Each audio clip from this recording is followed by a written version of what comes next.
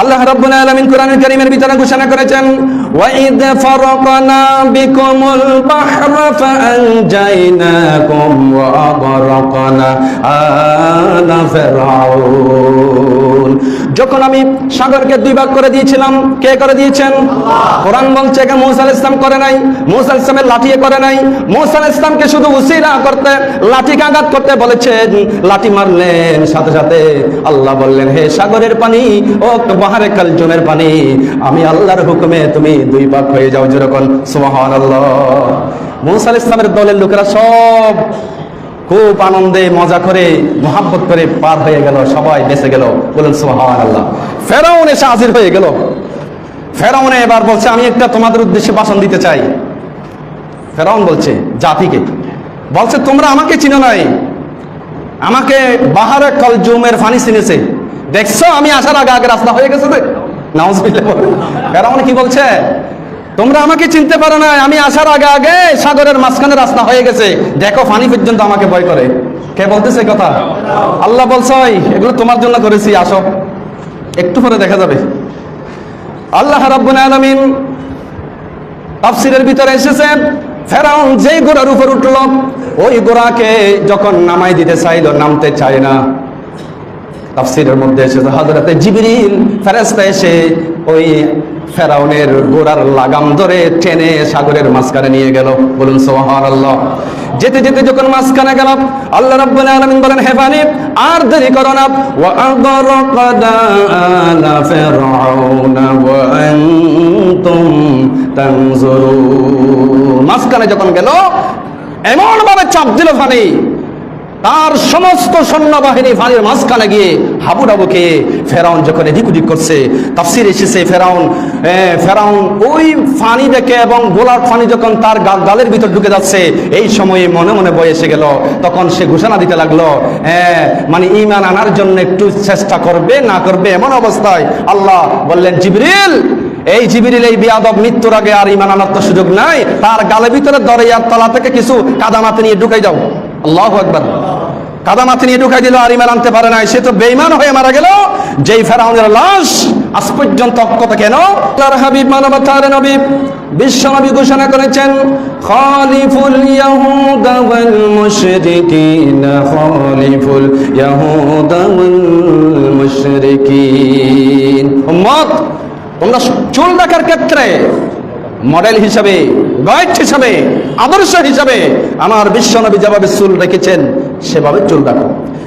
আমি চুলের কথা যখন বলছি, আরেকটা না বললে হচ্ছে না। এখন দেখতে পাচ্ছি সামনের গুলো বরাবর ঠিক রেখে দোনো কাতার এমন ভাবে ছেদন করে, একদম আমাদের গ্রামের ভাষায় আইল বলে। আইল নাম শুনছেন না আপনারা? দাঙ্গুফান করে দেখ জমিন গেরোয়া দিতে আইল বলে না? এটা আইলের মতো লম্বা দিয়ে দোনো পাশে কেটে সমান করে মধ্যখানে রেখে দেয়। এমন কিছু ব্যক্তি দেখা যাচ্ছে তারা আইলের মতো চুল রাখে, চুলের পেছন কাটার পেছন। এখন এই সিস্টেমে যারা চুল কাটে তাদের ব্যাপারে রাসূলুল্লাহর ভবিষ্যৎবাণী কি দেখেন।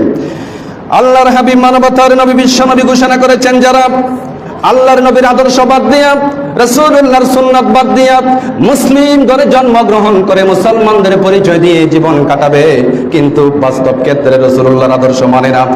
মেসিকে মহাব্বত করতে গিয়ে, ব্রাজিলের সমর্থকদেরকে মহাব্বত করতে গিয়ে, বিশ্ব জগতে অমুসলিমদের সমর্থক করতে গিয়ে যেভাবে যার মহাব্বতে এভাবে চলাফেরার ক্ষেত্রে এভাবে কুজার মতো চুল কাটবে, আল্লাহর হাবিব বলেছেন তার উপর আল্লাহর লানত, তার উপর আল্লাহ হাবিবের পক্ষ থেকে লানত। যেরকম নাউজুবিল্লাহ। এটাকে হাদিসের ভাষায় নাহা রাসূলুল্লাহ সাল্লাল্লাহু আলাইহি ওয়াসাল্লাম আনিল কুজা মানে এই যে আইলের মতো চুল কাটা, এটা নিষিদ্ধ।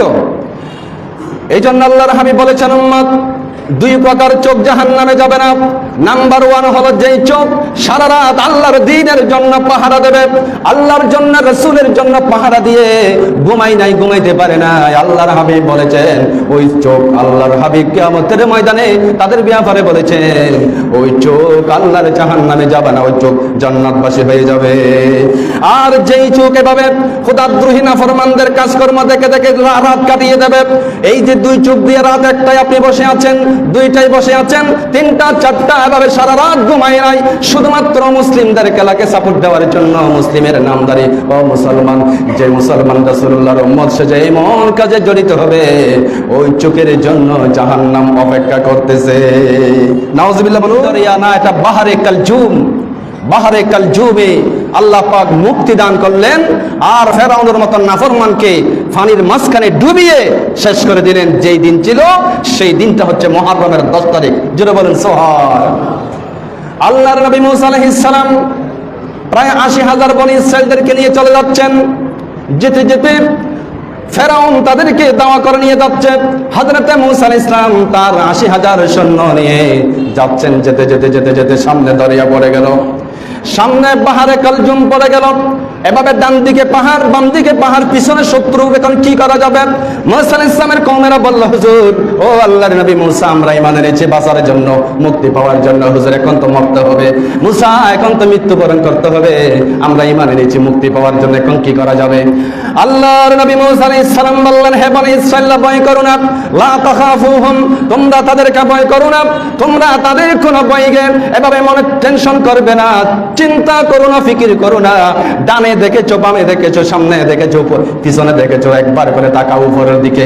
উপরে কে? জোরে বলেন কে? আল্লাহর নবী মুসা আলাইহিস সালাম বললেন, উপরে হাত তোলো। আল্লাহর দরবারে আল্লাহর নবী মুসা আলাইহিস সালাম দোয়া করলেন, রব্বুল আলামিন, এই মুহূর্তে আমার সাহায্য দরকার, আল্লাহ কি করা যায়?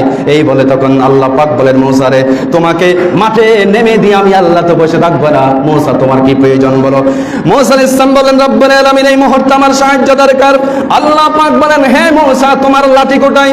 তোমার লাঠি কোথায়? মুসা আলাইহিস সালাম বলেন, আল্লাহ, লাঠি তো হাজির আছে। আল্লাহ বলেন, ফলকি আসাক, মুসা, লাঠিটা তুমি সাগরে আঘাত করো, পানিতে আঘাত করো। আল্লাহর নবী মুসা আলাইহিস সালাম এই লাঠি সাগরে আঘাত করলেন, পানিতে মারলেন। কিতাব সাক্ষী, হাদিস সাক্ষী, বনী ইসরাঈল 12টি দলে বিভক্ত ছিল। একটা বাড়ি মারার, পানিতে আঘাত করার সাথে সাথে আল্লাহ রাব্বুল আলামিন দরিয়ার মাঝখানে 12টি রাস্তা করে দিয়েছে। জোরে বলুন না সুবহানাল্লাহ। সেই পানির মালিক কে? জোরে বলেন, পানির মালিক কে? আর যেই লাঠি মুসা আলাইহিস সালাম মারছিলেন, সেই লাঠি কি দুনিয়ার লাঠি না জান্নাতি লাঠি? সেই লাঠির ভিতরে প্রাণ আছে না নাই? সেই লাঠি আল্লাহ চিনে কি চিনে না? সেই লাঠি মালিক চেনে, লাঠি মালিক চেনে, পানির মালিক চেনে, আগুনের মালিক চেনে। কিন্তু মানুষের মতো এমন কিছু এই দেশে, এই পৃথিবীতে এমন কিছু লোক আছে যারা 24 ঘন্টা আমার আল্লাহর নিয়ামত ভক্ষণ করার পরে মালিক চিনে না, ঠিক না? সেই জন্য আল্লাহ পাক বলেন, মুসা, লাঠি মারো। মুসা আলাইহিস সালাম মারলেন, হয়ে গেল 2 ভাগ। কিভাবে হয়ে গেল? আল্লাহ পাক কোরআনে সেটাও বলে দিয়েছেন। কোরআনুল কারীমে আল্লাহ তাআলা ঘোষণা করেছেন, হে মুসা, যখন আল্লাহ পাক অর্ডার করে দিয়েছেন, সাথে সাথে যে পানি 2 ভাগ হয়েছিল, কোরআন থেকে শুনেন।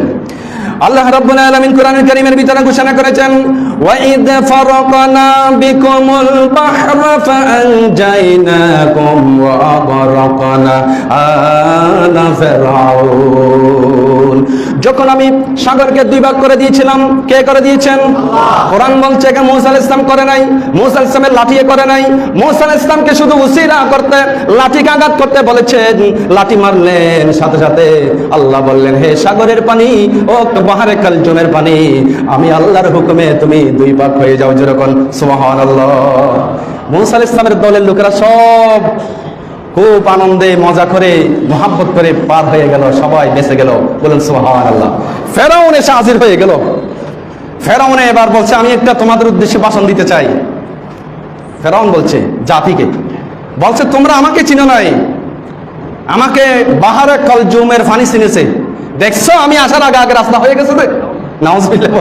ফেরাউন কি বলছে? তোমরা আমাকে চিনতে পারো না, আমি আসার আগে আগে সাগরের মাঝখানে রাস্তা হয়ে গেছে, দেখো পানি পর্যন্ত আমাকে ভয় করে। কে বলতেছে কথা? আল্লাহ বলছে, এগুলো তোমার জন্য করেছি, আসো, একটু পরে দেখা যাবে। আল্লাহ রাব্বুল আলামিন তাফসীরের ভিতরে এসেছে, ফেরাউন যেই ঘোড়ার উপর উঠল, ওই ঘোড়াকে যখন নামাই দিতে চাইল, নামতে চায় না। তাফসীরের মধ্যে এসেছে, হযরতে জিবরিল ফেরেশতা এসে ওই ফেরাউনের ঘোড়ার লাগাম ধরে টেনে সাগরের মাঝখানে নিয়ে গেল। বলুন সুবহানাল্লাহ।